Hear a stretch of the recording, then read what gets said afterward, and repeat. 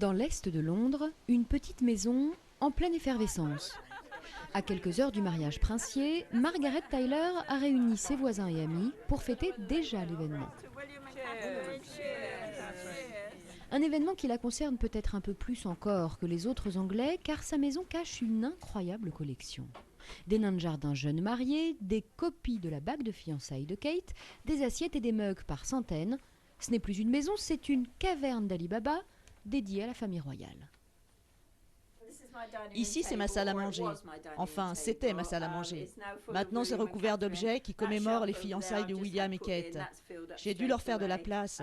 Et j'aurai encore plus de choses à mettre après le mariage. Ça, je le sais.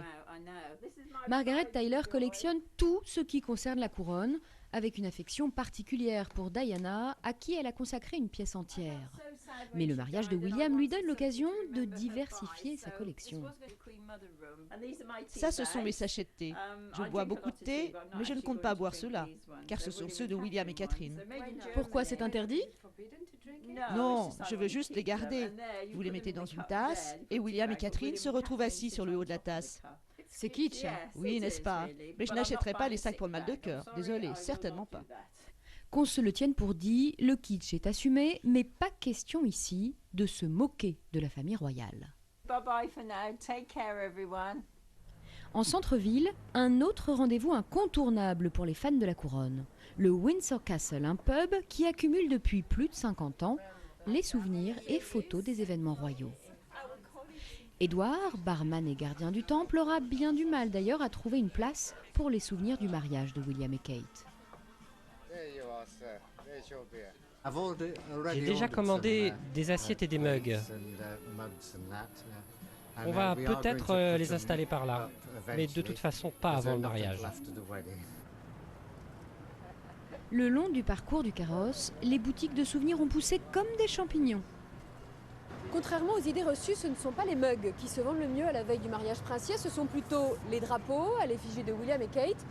Mais il faut aussi compter sur les torchons, de quoi essuyer sa vaisselle avec des figures royales.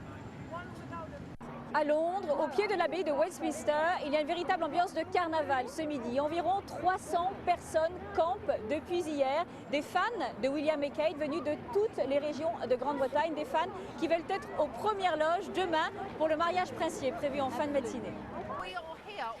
Nous sommes ici pour tout voir de très près. Nous avons la meilleure position possible. Quand vous êtes britannique et fan de la famille royale, c'est ici que vous voulez être pour ressentir l'excitation du moment. Cet après-midi, tout le monde va continuer à camper sous le regard des caméras du monde entier avec deux accessoires indispensables, le drapeau britannique, mais aussi un parapluie. Après des semaines de beau temps, il pourrait pleuvoir dans quelques heures, mais aussi demain pour le mariage princier.